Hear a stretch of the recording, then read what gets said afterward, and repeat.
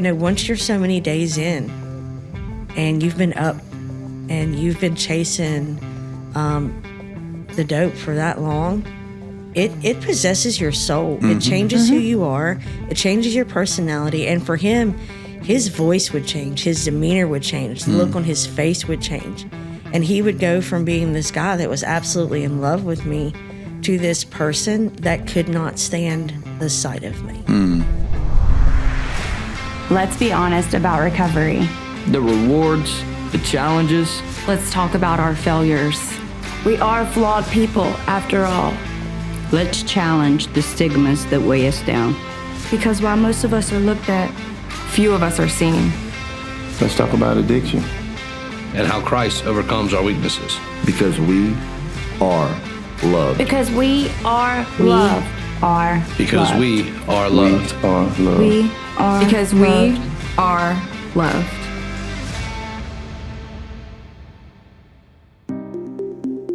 My name is Kayne. My name is Jennifer. My story starts off in Natchez, Mississippi, where I started smoking and drinking at a very young age.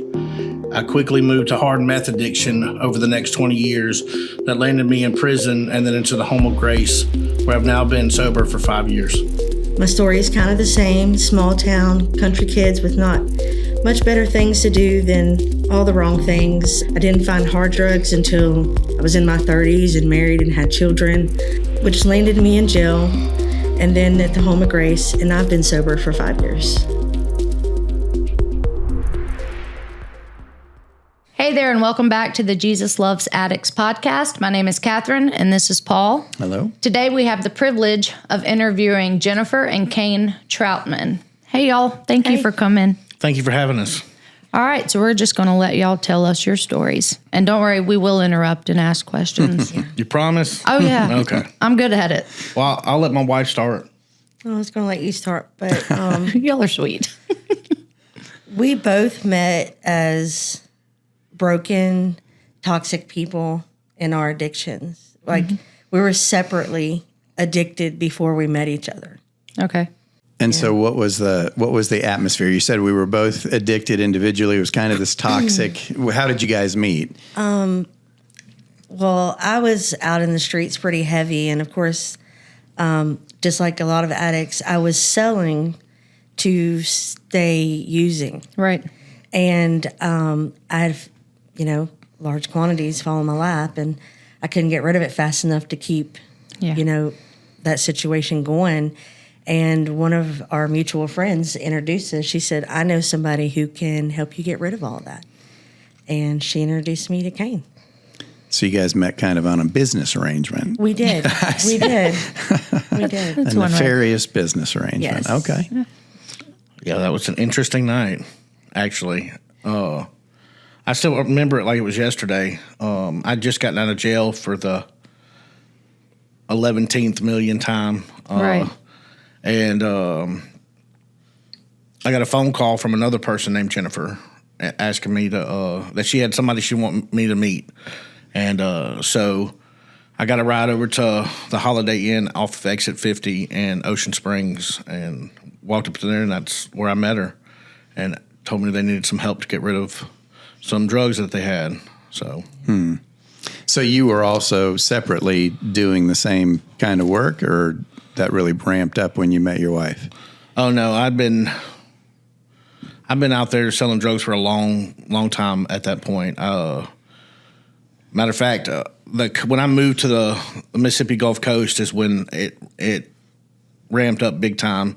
I didn't even know what methamphetamine was until I moved to Long Beach, Mississippi. Yeah. From Natchez, Mississippi. So, I'd never even heard of it really, except on TV until I moved to the coast.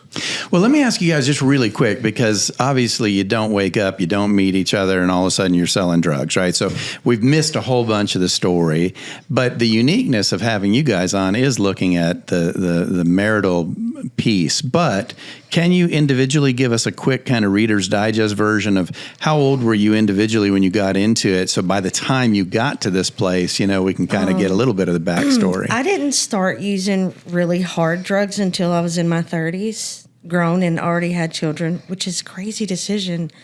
But I I was like 12, 13. I grew up in the country. I grew up in the mountains of West Virginia. We didn't have anything to do but get in trouble. We, started drinking and smoking pot and getting into Papa's shine and stuff like that, when we were young. And, running around with the kids and, shall I say, holler. I don't know if a lot of people know what a holler is, but, we were just a bunch of country kids that we didn't have anything to do. We lived in a one-horse town, so we found all the wrong things to do. Yeah. So, I started then, but I had trauma previous to that. I was molested at a young age, and then, went through sexual abuse again later, rape at 14. So it went from just a good time to self-medication and escape for me. And then the hard stuff at 30, past all that. So thank you for sharing that. I know that's a hard admission. I appreciate your honesty about that. And it's all too common. So what was it, that is an interesting time to turn to hard drugs, right? Kids are born, you're an adult. What was it that turned that switch? First it was just alcohol. I was the party girl. At that time on the coast, ladies' night was a different night every week at different places. I didn't get a lot of time. I had a husband at the time that traveled. He was gone a lot. I had, my father's son would have him on the weekends. My daughter would go with her grandparents. And I just had all this time on my hands. And I thought, hey, this is what I'm going to do with it. And, of course, while you're out there drinking and you're doing stuff, you're introduced to the club drugs, which is, ecstasy. And, and then you're introduced to, okay, well, you got to drive home. So try this or check this out. Sober up a little. Sober up a little so you can make it home safe. Just circumstances, they just fall in your lap. Especially on the coast. The coast is rampant with, hey, here, try this. Yeah. Check this out. Yeah. This is when your husband was working on the road? He worked for shipyards, so he was always gone a lot. I mean, I remember in the height of my addiction, it got so bad for him, he just checked out. Like, he moved to Tampa for a whole year and didn't want to come back home to the tragedy that was our marriage. Right. By then, my 16-year-old had moved in with his dad, and I'm just going to keep it real. My 12-year-old was running her whole life out of the house by herself most of the time, with just, okay, if I need anything, I can call mom. They had everything they needed financially. They just didn't have parents. Right. He was gone, and I was an addict. They didn't have parents. Yeah. What's your relationship like with them now? Is that? Oh, it's great. Yeah. It's great. I couldn't say anything better about our relationship than what it is now. Like, how I ended up with great kids after being such a horrible parent is definitely a God thing, for sure. But what an interesting thing for them to experience, right? So they went through the hardship with you as an addict, but then they also got to see mom turn. Yeah. Right? And that's a wow, right? That's a wow lesson. Bailey didn't even really have a father figure until Kayne came into our life because her real dad was always gone. Yeah, Kayne was in addiction too, but he filled that emotional void that she had. He told her he loved her. He said, even though we weren't living by standards, he'd be like, you're not wearing that. You're not leaving the house in that. You're not going to do this. He was still the basic standard of what he expected for her to be a young lady. Did she receive that? She did. She loves Kayne. She really does. She appreciated him filling that void for her until it came to discipline. Yeah. She doesn't like his discipline too much because he holds her accountable, and she was running her own life. She didn't like that. They would hold her accountable in addiction when I was in addiction. Yeah. So. Yeah, it's interesting how we maintain certain standards. But did you find stepping into that role, Kayne, was that kind of natural to you, or was that a learning experience? So I'd already raised a son, my stepson, in my past marriage. And then on my brother's kids, he has 3 girls. So I had help raising of my nieces and my ex stepson, so I had the parental factor there, and then my upbringing was really great. Actually, I didn't have a bad upbringing. In addiction, a lot of people have that. You know, they say that they had a bad childhood, and I didn't. I had the opposite. Mine was fantastic. So it was really easy for me to step in and be Bailey's dad or stepfather. She didn't make it easy, but and I'm sure I didn't make it easy either. But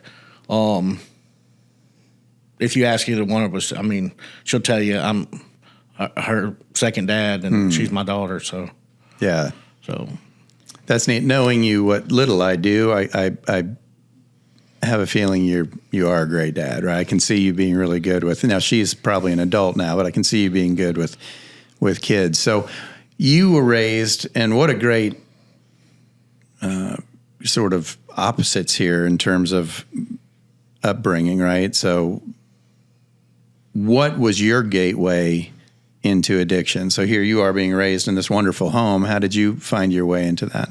So a lot like you see in movies and stuff. Like I was the All-American football player, had everything I ever wanted, but my parents made me work for it. Like they were like, if you want a nice car, you're going to work for it. You're going to buy it yourself. You want insurance on your car, you're going to work and pay for your insurance. And so I moved around the United States because my stepdad was in the Coast Guard. So I was back and forth between two different homes, meeting different people and stuff like that. Well, my dad ended up kicking me out of the house, and my parents moved. I say my parents. My mother and stepfather moved to Oklahoma, and I wasn't going. So I had to live on my own. How old were you when that happened? 16. I mean, I drank growing up and stuff like that and smoked a little pot, but I didn't really start doing hard drugs until I was about 16. And, I mean, it was like a gateway opened, and I just dove off. And it was one hard drug after the other. I'd use one hard drug until I was comfortable, and then I'd try something else. Was it just something that was offered to you at a party? I mean, what was how'd you even, get it?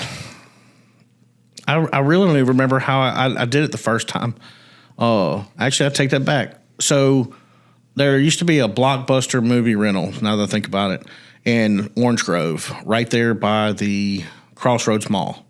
And I started talking to this guy every time I rented movies, and slowly started buying pot from him, and then started hanging out with him. And as I hung out with him, the more, here, try this cocaine. Here, try this meth. Try this heroin. You know what I'm saying? And stuff like that. And that just made it all, in my mind, okay. So this guy just had a new offering every week for you, and it just pretty much at that point you were ready to try. Yeah. Okay. I'd like to take a moment to recognize a major podcast sponsor. Today's episode is brought to you by America's Thrift Stores, your go-to option for decluttering and giving back. You have a closet bursting at the seams or a garage that's seen better days? We've got the perfect solution for you. That's right. America's Thrift Stores makes it easy to clear out the clutter and make a positive impact in your community. Whether you are cleaning out your wardrobe, downsizing your living space, or just looking to give back, America's Thrift Stores has you covered. And here's the best part. You've got options. Schedule a hassle-free home pickup, drop off your items at one of their convenient donation sites, or swing by an America's Thrift Store to donate in person. No matter which way you choose, you're making a difference. Every donation you make to America's Thrift Stores directly benefits charities in your area, such as the Home of Grace and other fantastic organizations dedicated to helping those in need. For example, donations made to America's Thrift Stores in southern Mississippi help the Home of Grace provide support and assistance to individuals facing drug and alcohol addiction. Your contributions make a real impact on their mission to provide freedom from addiction through Christ-centered recovery. So, not only are you decluttering your life, but you're also helping build a stronger and more supportive community. It's truly a double blessing, so what are you waiting for? Clean out that closet, clear out that garage, and make a positive difference in your community by donating to America's Thrift Stores. Visit America's Thrift Stores online to schedule a home pickup, locate a donation site near you, or get directions to one of their store locations. America's Thrift Stores, where giving back never goes out of style. If I'm piecing the parts together, you kind of, Jennifer, take this road toward, obviously deepening your addiction, moving towards sales. You guys don't know each other yet. Mm-hmm. Your road takes you obviously down that road too. You talked about having been in jail and or prison numerous times. So where did that piece start coming in? Was that all drug related or yeah, everything's either drug related. Well, it is all drug related. Yeah. I never had a charge that wasn't really drug related. Now I've had other charges besides drugs, but they were all drug related because of me being on drugs or because me trying to go find drugs or some scenario like that. But essentially, and you kind of explained what I was curious about, essentially your criminal activity revolved around supporting your addiction. Correct. So you were either, I'm assuming, stealing to make money doing it, or. So that being said, I was not a stealer. Like I did not like stealing. I didn't like people stealing. I didn't like people around me stealing. Matter of fact, when we finally met in our relationship, she would steal from places, and I would take it and return it and get the money for her. But did not like doing it. I was a booster, and I would boost. I was the kind of booster that the reason why all these things happen at Walmart and stuff like that, that's because of people like me back in the day. I would walk the Walmart parking lot and find a receipt that had small items with large payoff on them, and I would go and boost whatever that was, and then take it back and get the cash for it, and that's how I supported my habit in a lot of ways. Now I'm going to call you out on something, Kayne. Yes, let me say it. I thought about it when I was sitting there. She was waiting too. Yeah. So I would not just go in an apartment store and steal something, or I would not go and just steal from people or something like that. But I was very notorious for borrowing your car and not returning it when you wanted it back. So you didn't steal from stores, but Grand Theft Auto was perfectly fine. No. They would give me the keys, and it would be through drugs. I'd go take drugs to people, and they'd be like, yeah, you can use it. And I'd give them drugs for it and all that. Well, then they'd get mad that I wasn't on time or this, that, and the other. And then they would be like, bring me my car back. And I'd be like, okay. And I just wouldn't bring it back. I would drive it for 3-4 days, and then I'd go park it at a hotel and leave it there and go on. Did you call them and tell them that you? Oh, some of them. Most of them, no. Okay. But that's about the extent of that. But as far as the actual steals going in the store or taking people's things, that just wasn't my thing. Is that what you were going to call them out on? Yeah. Okay. She was a car borrower, and sometimes it would be, he borrowed my car a lot of times, and it would be, 3 or 4 days of blowing the phone up and where you at and not answering the phone. And not to mention, we were in somewhat of a relationship, and, Kayne was a bit of a womanizer. He was going to chase women in casinos, and that was what he was. And so I knew that's what he was doing. And I'm like, well, if that's what you want to do, you go do that. But I need my car. You don't get to do it in my car. But, and that caused a lot of our heightened strife, altercations. You say that y'all are somewhat in a relationship. Were y'all living together at this point?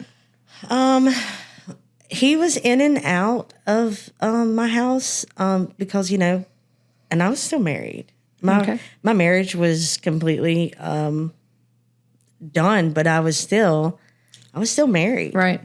And in a lot of ways, he struggled with that. I remember one day he looked at me and he said, I'm going to go to hell because I'm in love with you, and I just can't do this anymore.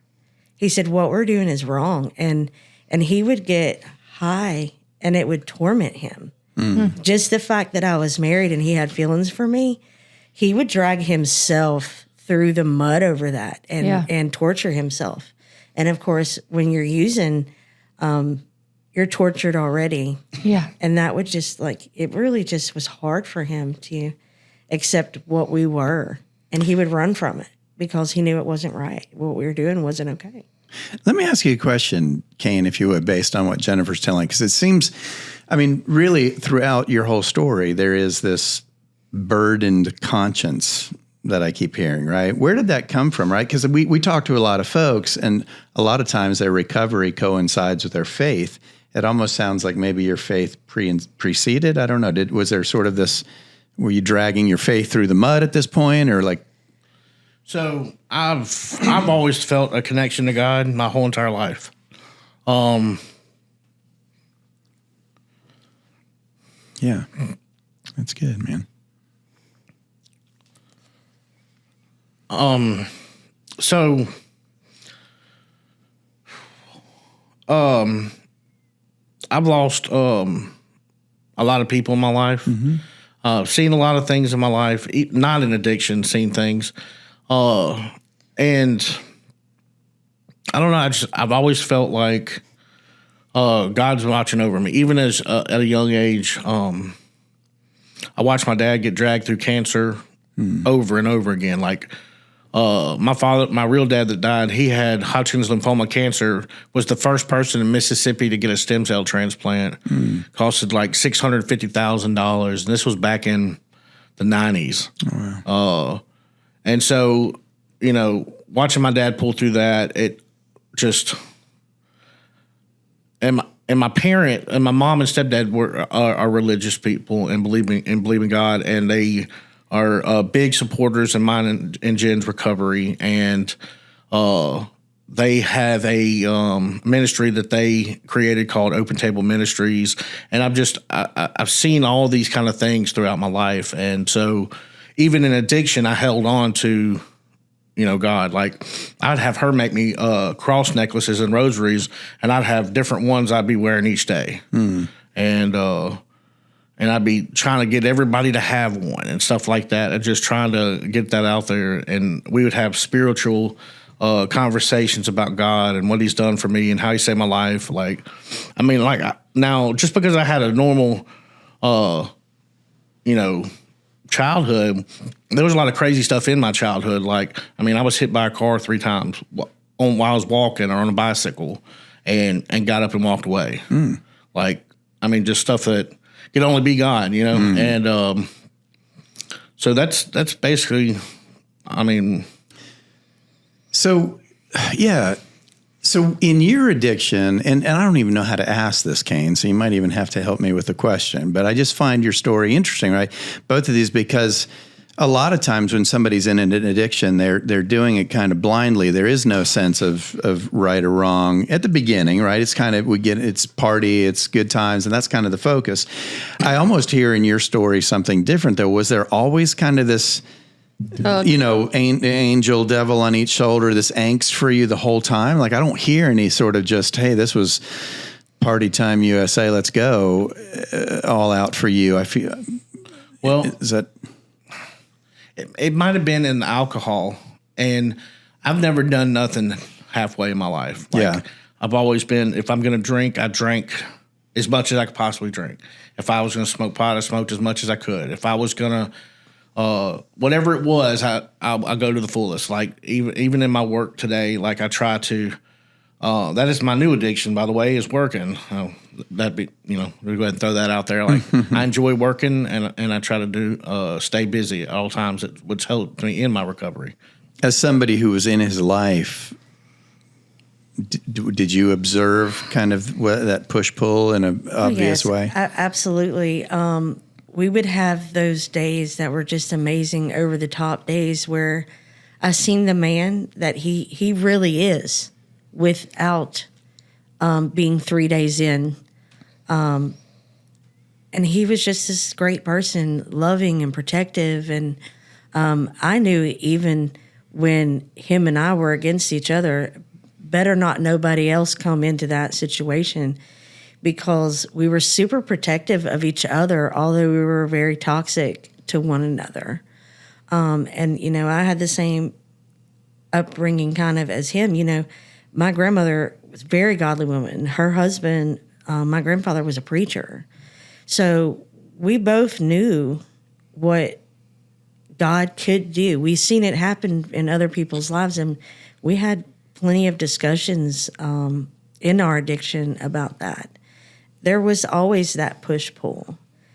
And I'm just going to say this, like, you know, once you're so many days in and you've been up and you've been chasing the dope for that long, it possesses your soul. It changes who you are. It changes your personality. And for him, his voice would change. His demeanor would change. The look on his face would change.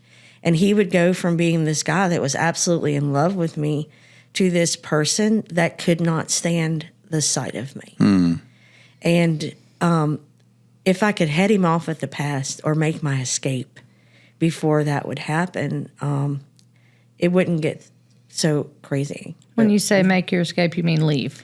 Yes. If I could leave or dip, I mean, I don't know how many times we'd be somewhere and we would be in my vehicle and I would kick rocks. I would leave because I seen where it was headed. Yeah. I would catch him in the bathroom or I would catch him talking to somebody and I would walk 5, 6, 7 miles just to go home and leave my vehicle and everything because, you know, that switch was coming. And it didn't just happen to him. It would happen to me too. And it would just, we would turn tragic. We would. And it was rough. Y'all were abusive to each other?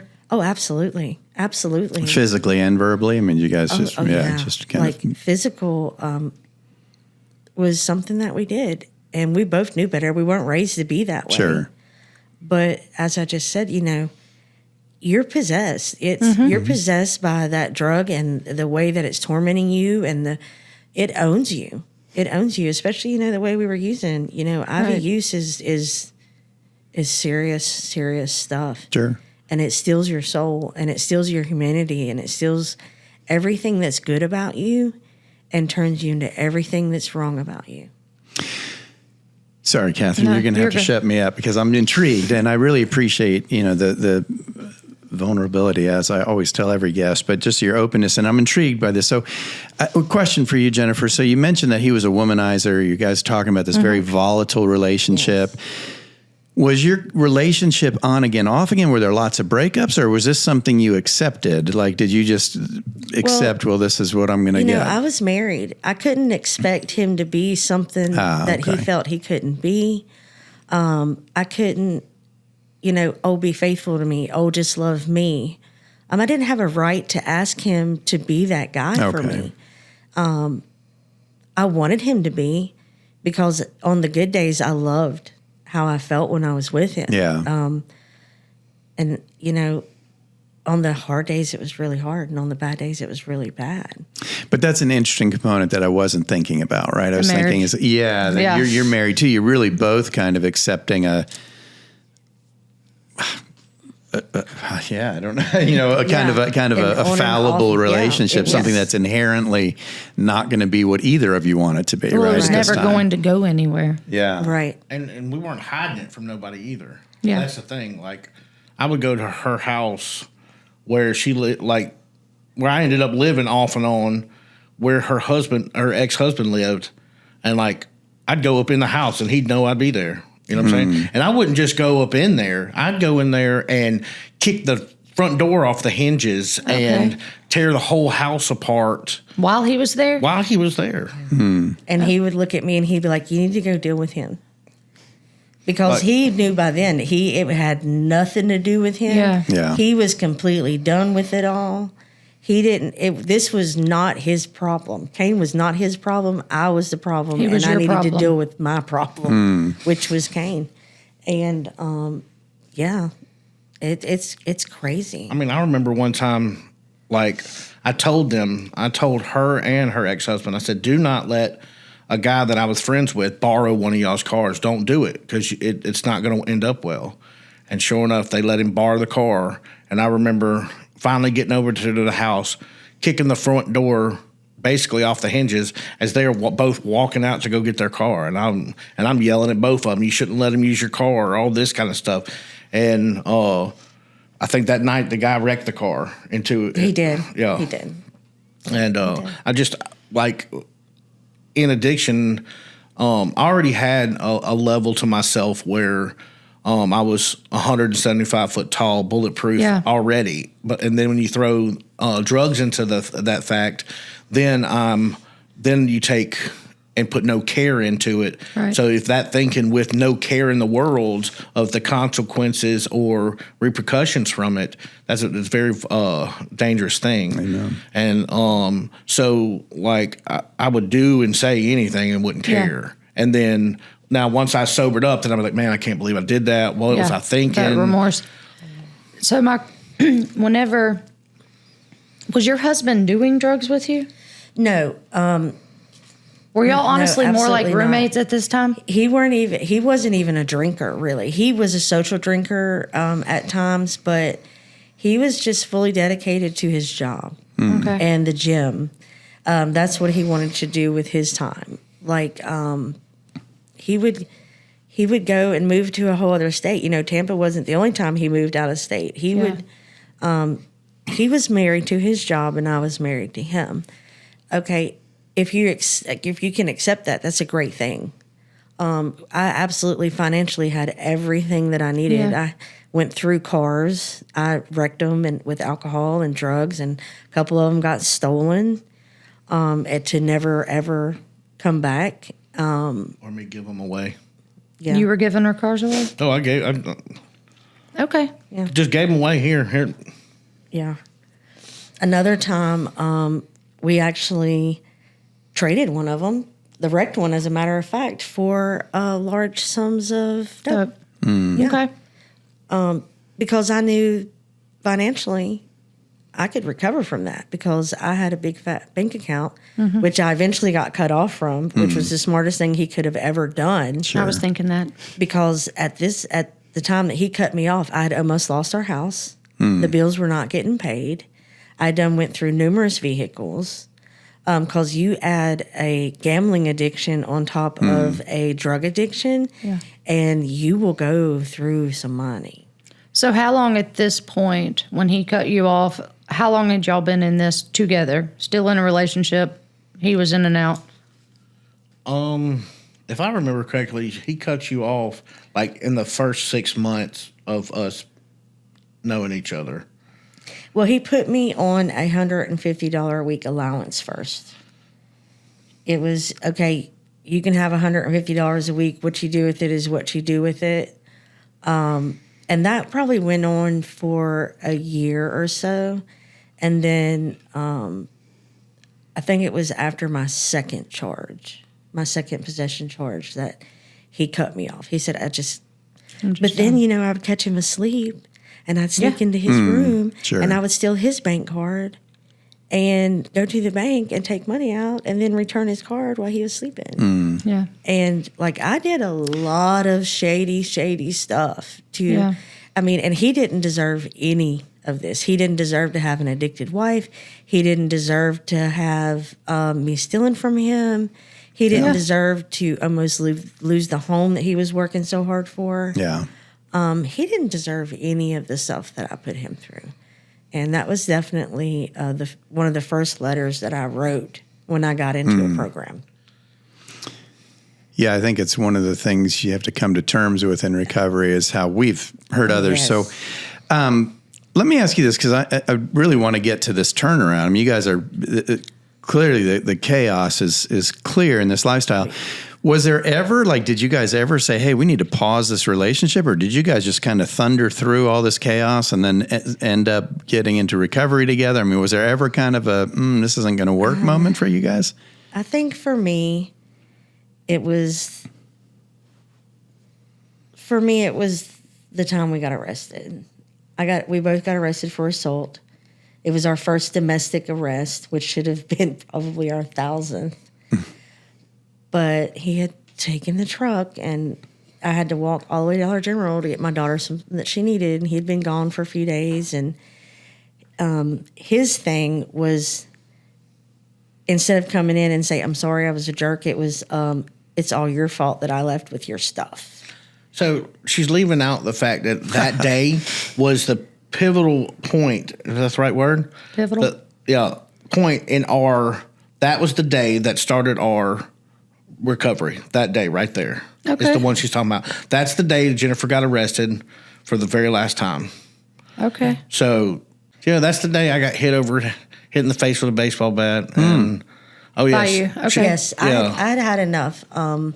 We were fighting about it, and I went to walk out of the door. My escape plan, I'm trying to get my kids, my daughter, a friend of ours, and not our friend. He wasn't there for that one.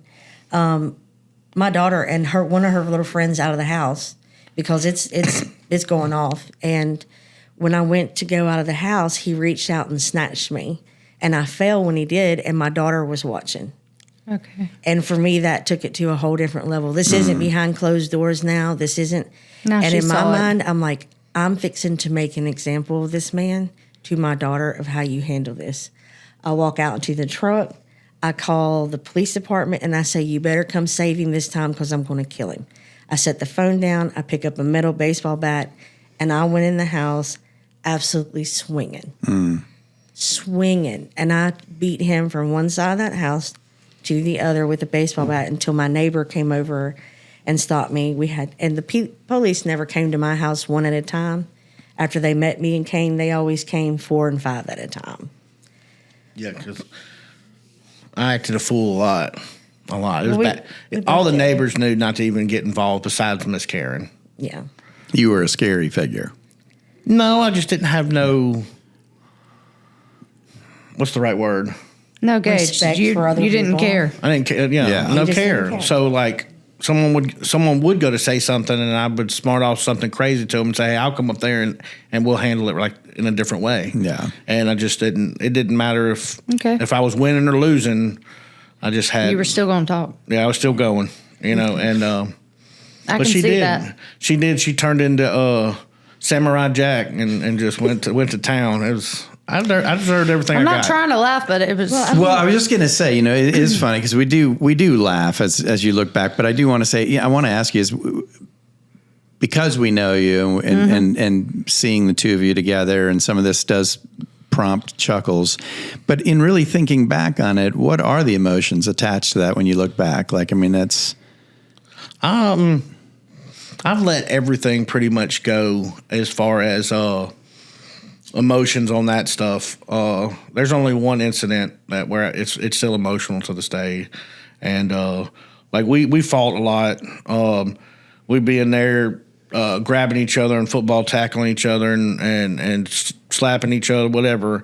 But one time I punched her in the mouth, and that time it still sticks with me. So. And that one gets me every time. So. Granted, I had stabbed him in the face with needle nose pliers when he did it. So, don't be too mad at yourself. I wouldn't be. We got arrested though. We're sitting in the cop car, and they put us in the same car. Can you believe that? Domestic. They put us in, and he's leaned over on me, and he's miserable. He can't really fit back there, and he's like, "I'm sorry," and I'm like, this is not the time to be sorry. We've gone too far. If you'd apologized an hour ago, we wouldn't be here. And the cops And the laughing in the cops front of the car. She's leaving out a big part. Like, I'm a big guy, you would think, and I'm sitting there bawling like a little girl crying. And she's just over there just toughing it out, just I was mad. thugged out, you know what I mean? And she's yeah. So I didn't want my daughter to think that what he did to me was acceptable. I wanted to set an example for her. Hey, if a man puts his hands on you. I want to go back for a second. Okay. So Kathryn caught me laughing a few minutes ago. I did. So I was telling you the story about how I would go into Jeremy's house, which is her ex-husband, and I'd go in there, and this is not just one incident. This is not 5 incidents. You're talking about like hundreds of incidents where I've gone in there and kicked whole entire doors and the door jambs and frames out of the wall, put holes in the walls, busted sliding glass doors and all that. Well, this is how good God is. So God has mended almost every single relationship that I've ever had. Mended them, not separated them, mended them to where me and her ex-husband talk to each other on the phone. I go to his house and walk up in the house, welcomed now. Yeah. And we were all eating at Jennifer's mom's house. And I just start laughing, and because we're talking about different things, and I start laughing, and they're like, "What's so funny?" And I was like, "Well, I'm just picturing Jeremy. Jeremy could walk up in my house, punch a hole in the wall, and walk out, and I'd have to be like, yeah, I deserve that." and that's why I'm laughing, because I thought about that, and I was like, "Yeah, he could come up in there and just kick a hole in the wall, and I'd just be like, yep, yeah, I'll see you next week, Jeremy." He can have that one. Yeah, he can. I mean, yeah, and you know, and just like. Or he could come in my house, jump in my truck, take off, and be like, "All right, I'll see you in a few days, Jeremy." You know what I mean? Like, I'm just, there's certain things you got to own. You know what I mean? And that's what I was smiling about, because I thought about that conversation. So can I say something on the heels of that really quick? Because I don't usually do this, but almost as a PSA to anybody listening or watching. Because we have chuckled over some difficult things. Listen, if you're going through this right now, there's nothing funny about it. We get it. They get it. Part of it is that we have the privilege of knowing this couple. And so just like he explained as he started to laugh at Jeremy's house because he appreciates where they've come, some of this laughter is really out of joy of knowing this couple today and almost being taken aback at how dark things got. So some of this laughter is really about where they are today. So we do understand if you're going through it, please get help. Don't let that go on. Before we go any further, let's take a minute to address the man or the woman listening to today's episode and wishing for a better life. Or maybe addiction has completely overtaken a family member or a friend. You are not alone. As you may know, the Jesus Loves Addicts podcast is produced by the Home of Grace, a Christ-centered addiction recovery program in South Mississippi with over 60 years of experience. The Home of Grace has residential programs ranging from 30 days to 12 months. With 2 separate campuses for men and women, they are fully staffed with caring individuals who want nothing more than to guide you to a life of recovery. Services include individual and group counseling, marriage and family counseling, classes, workshops, GED, and workforce training, all grounded in biblical principles. And because of donations from the community, the cost of the program is incredibly affordable. Thousands of alumni from all across the country can tell you there is no other program in the world quite like the Home of Grace. If you want to start a new path to recovery, don't wait. Speak with their admissions specialist today. Visit homeofgrace.org or call 833-55-GRACE to talk with someone. That's 833-55-GRACE. Call the Home of Grace today.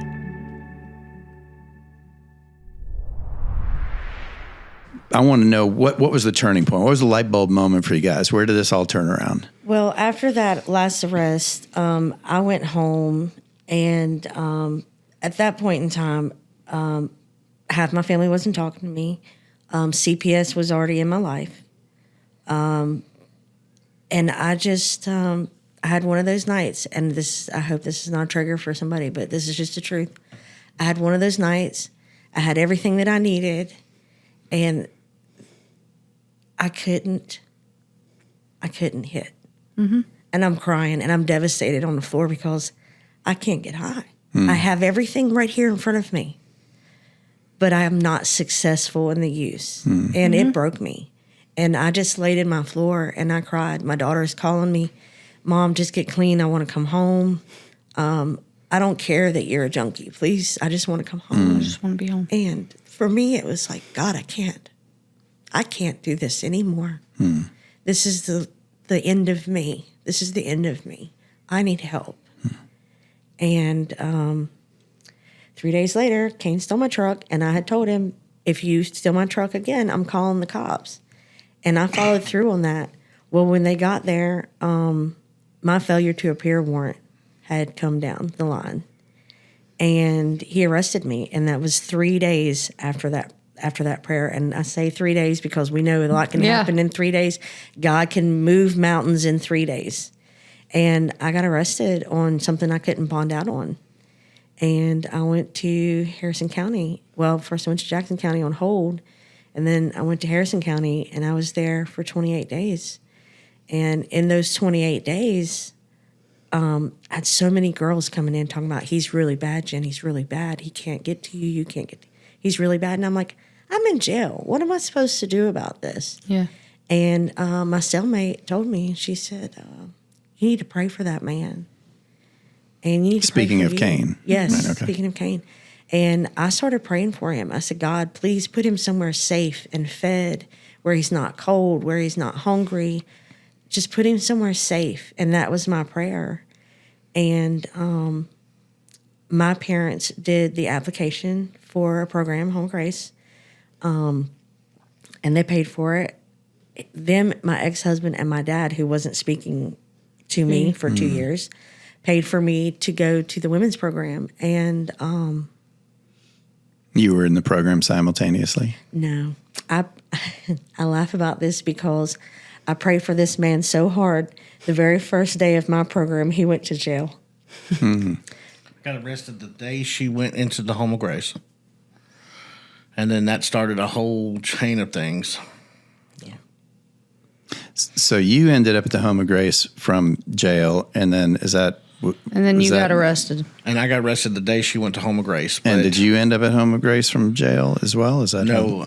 So the day I got arrested when she went to Home of Grace, I'd already had charges before that I never even checked into probation, not once, nothing. And I got pulled over in a car that I borrowed past the return date, and had drugs in the car and a paraphernalia and a pistol and all kinds of stuff. So, and this was actually not too long after that cop had gotten killed in Biloxi, Mississippi. The one in the police department, like parking lot, the one that was, everything went crazy. So when they got me because I went through a tag reader and the car had been reported stolen. And they pulled me over on Pass Road in Biloxi, and it was like 45 cops showed up to this thing. I'm talking about they were everywhere. It looked like a movie.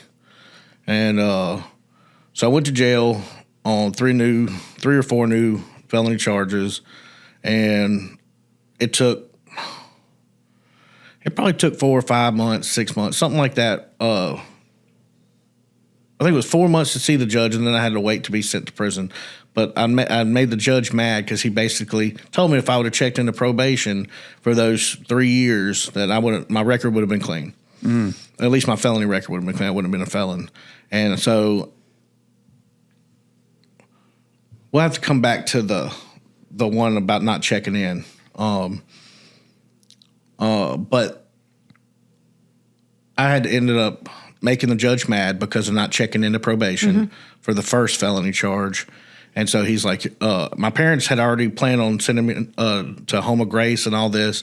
And when I finally went in front of the judge, he's like, no, you're not going to Home of Grace. You're going to prison.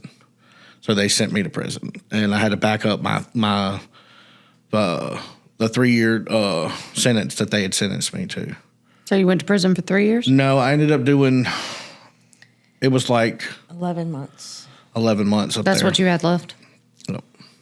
No, I had got to out finish early. after that too. Okay. So, but I went to Rankin County and then to Greene County, and then went and seen the judge. When I got done with there, they sent me straight from prison back to the county.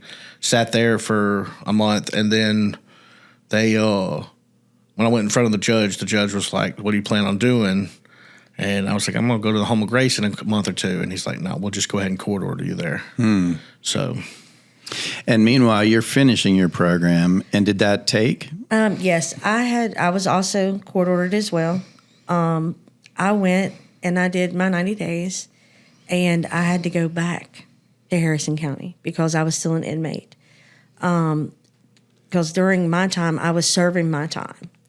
I had 2 to serve, but I only ended up having to do 5 months because, first and foremost, you only do a percentage.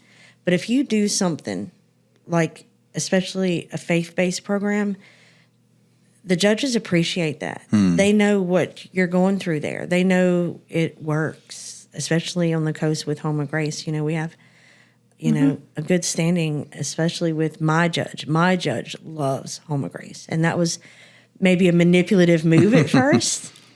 But once I got there and experienced it and had real experiences with grace and mercy and forgiveness, and you have those God moments, it changed everything for me. But I went back for a month, and then I got out, and I had this laundry list of things. I still had court dates to go to for smaller charges. I had to get my driver's license back because they were suspended for the failure to appear for my drug charges. I had to go to the youth court and get my kid back. By then, my son had aged out. My son graduated high school while I was in the program. And that was so hard for me. I was like, gosh, I'm so devastated. I'm not even in his pictures. Yeah. But when we talked about it, he said to me, but I had your graduation. From the Home of Grace. And that was more important to him than his own graduation, was my graduating the program. Wow. That's and huge. having 90 days sobriety. And that was good enough for him. And that meant the world to him. And I hold on to that when I'm looking at graduation pictures. I and would I'm too. like, but he's in my graduation picture. Your recovery was his graduation gift. Yes. And of course, Kayne and I were very limited on our contact. Home of Grace, because I was married, didn't allow me to have really any contact with Kayne. They said, you got to deal with this first. It's a covenant before God. You have to deal with your marriage and where that's going to go and what's going to happen with that first. And also, Kayne's an inmate. You're an inmate.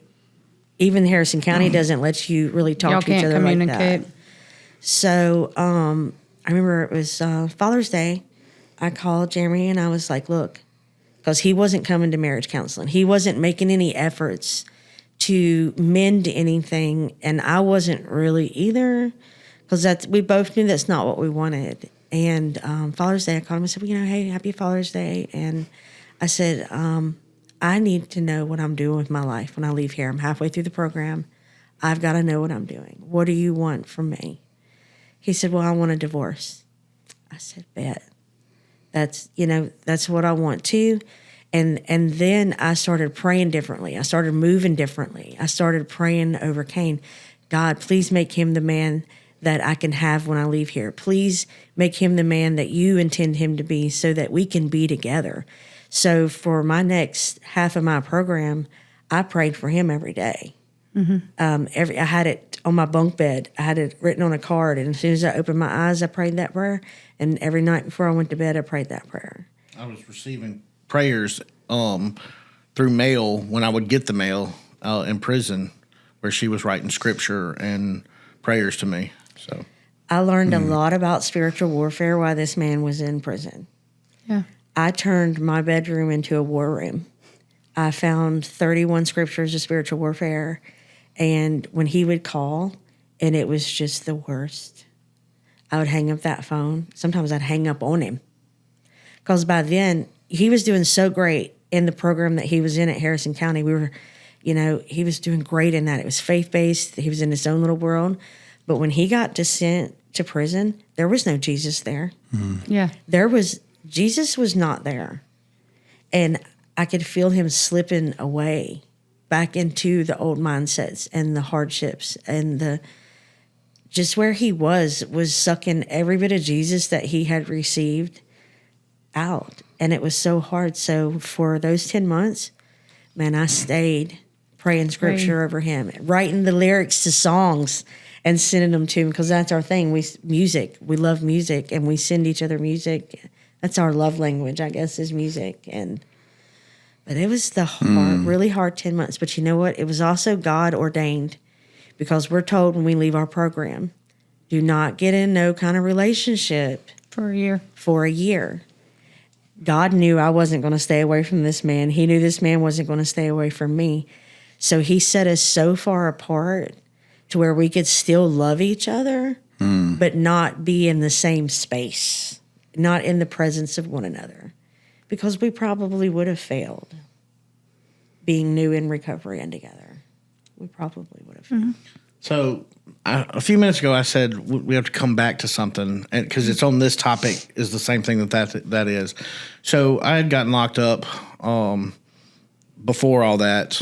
on that very first felony charge that from way before. And I mean, it was years before, but they caught up to me on that one, and which is not the one where I caught 3 or 4, but the one when I caught the first one. They finally caught up to me on it years later, and I got arrested, and I sat for 4 months, something like that, in jail. And when I got out, she met me at the entrance of Harrison County Jail. Actually, I took off walking, and she pulled up behind me because I didn't know she was there. And I jumped in the car with her, and the second I got in the car, she's like, "Hey, I got this for you," and she gave me some drugs right there, a loaded, ready to go. Yep. So, jump back to what we're talking to now.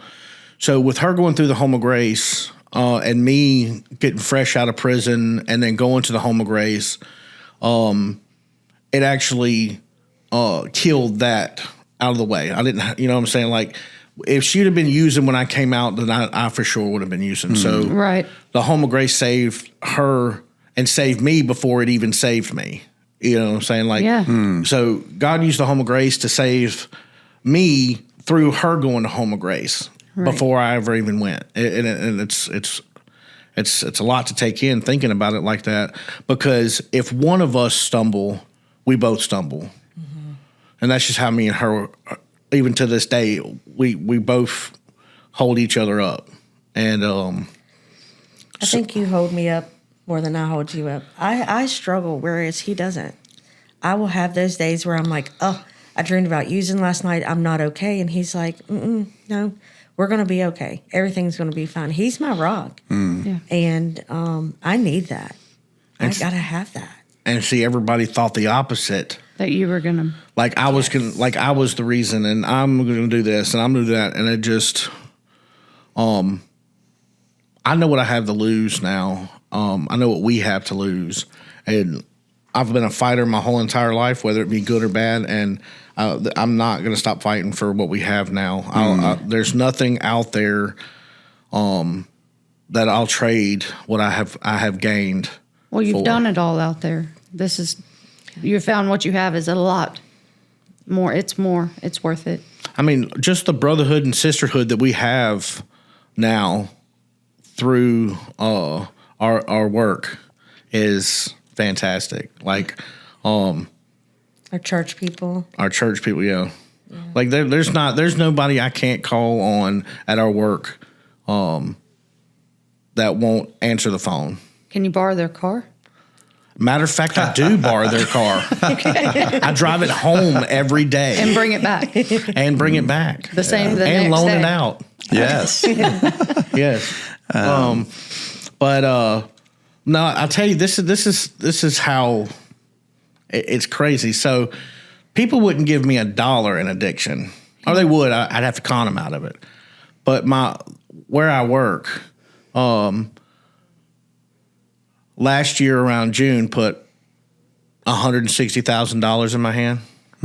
The June before that put $100 and something thousand in my hand. The first time they did it, and they told me what was in the thing to go take to the bank, I'm just like, oh, I gotta go. I am not okay. Yeah, I was freaking out, and they were like, just take it whenever you get there. Just get it there today. And I'm like, no, I'm stopping everything I'm doing and going to the bank right now. And my doors are locked, and I've got a screwdriver in my hand or a drill or something. I was like, nobody's going to get this package.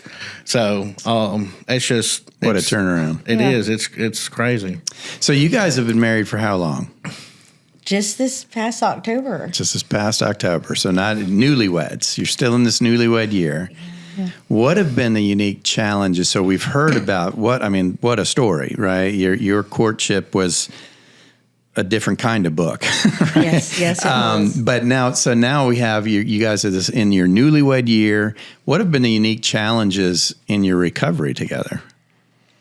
I would say our recovery, it's solid. Well, we have an advantage. We do. And we have an advantage. Our jobs hold us accountable. The people we work with hold us accountable. We hold each other accountable. So we have that advantage where a lot of people don't have that. So I work closely. Well, as y'all know, I work closely with the people at the Home of Grace, and there's no toleration for it. And so. So accountability is big time. Well, Big my key. question, do y'all each have like separate accountability? It's not just like all one-on-one, like you have a mentor and your accountability, it's not just one of y'all holding each? How I learned to live in my accountability, it's not just one person, especially when I first got home. Both sets of parents reserved the right to put a cup in front of me at any time. Yeah. Okay. And I knew that the only way I was going to make it was being transparent. So I would drive to my parents' house and be like, hey, I'm feeling this way emotionally today, and I'm really wanting to escape these emotions, and I can't do that. So I need to talk about this. Okay. And I mean, I'm sure there were things that they didn't want to talk about. I think the first year out, the anniversary of an abortion that I had was the first time I experienced that anniversary date sober. Yeah. So, and you would think I went to my parents. I didn't. I drove all the way to Long Beach to his parents, who I absolutely adore and has been like the first set of parents to ever accept me in their sons' lives as a spouse. And they just sat there and they prayed with me and they loved me, and his mom cried with me. But to be transparent, to say, I don't know how to experience this sober. Yeah. I don't know how to not use today because this is what I've always ever done. So I need to put myself in a safe place. Yeah. And to have that option with people in your life that are not going to judge you, Yeah. that are not going to think less of you, who are not going to put you under a microscope and wonder when you leave, did you use? They feel like they've got you through it because, they did. Yeah. And that's a blessing. Absolutely. That's for sure. So, guys, we're kind of rounding the end of our time here, and I'm sorry for that because I could do this for another hour. But I always feel remiss. I always want to ask the people in that chair, if you could say something to the person struggling right now, what would you tell them? Don't give up. If you need help, look for it. There are people out there wanting to help. There are places that are willing to help. There are churches. I mean, if you have a pastor, reach out to your pastor. Yeah. Reach out to somebody. Just don't give up. I mean, if you need help, you can find it. All you have to do is ask for it. And I would say, don't be afraid of the stigma that is the word rehab. Yeah. Everybody wants to think as rehab as this dirty word sometimes, and it's not. I know I did. I was like, oh, well, if I'm going to rehab, got that on my belt. Everybody going to look, oh, well, she's been to rehab. But Yeah. I found out in the end, it wasn't, oh, she's been to rehab. It's thank God she went to rehab. Thank God these things have worked out. My children, my daughter reps the Home of Grace program harder than any 20-year-old you will ever meet because it gave her family back. It gave her her life back. If there's a shirt, if there's a sticker, she's done went through 3 cars. We had to come up with 3 different stickers. Bailey had one on every car. She had to have one on every car. Hat, shirts, stickers. I tried to get her. She was kind of feeling down this year, so she didn't come to homecoming with me. But she'll come and drop off firewood to the women's campus when we want to do s'mores. Or she loves it. Yeah, That's awesome. She got saved Okay. while I was as soon as I got I had wrote her a letter, talking to her while I was in the program. God can change your life. He's changing my life, and I was blessed that God overflowed so much. Amen. That it flowed into her life and into my dad's life. My dad and I have a great relationship now. So don't be afraid to take that plunge because it will change your life. Well, that's the beauty of it, isn't it? Right? Our mess will overflow into the lives of those who stand around our mess, and our blessings will overflow into the lives of those who stand around during the blessing. Guys, thank you so much. y'all. I know it's not easy to sit in that chair and do what you guys did, and I appreciate getting to know you at a deeper level. I just feel that way about everybody that sits in that chair. I got to be honest with you. And as I'm thinking about closing today, I think about the title of this podcast, which is Jesus Loves Addicts. Jesus hates a mess, but he loves those who are caught in it. And guys, we don't tell these stories. We don't ask people to come up here and be vulnerable like this for the sake of entertainment or any of that. The issue here is to see that God is present, right? He's there. We may not be aware of it, but eventually, if we will continue to, Kayne said something earlier. He said, "Don't give up. Don't give up. Take the next step. I promise you, God hasn't left you behind. You may have left God behind, but as long as you have breath in your lungs, it's not too late. When you turn around, you'll realize that you're going to bump into him because he's never further than that from you, right? He's not you may feel miles away from it. It's because you're looking in the wrong direction. Turn around. He's in the mess with you. He hates the mess. He loves you. There is hope. There is a way out. Guys, if you have a story, if Jesus has touched your life through anything, right? Reach out, visit JesusLovesAddicts.com. You can tell us your story. You can leave your comments. We really appreciate you being here with us, and we'll see you next week. Take care.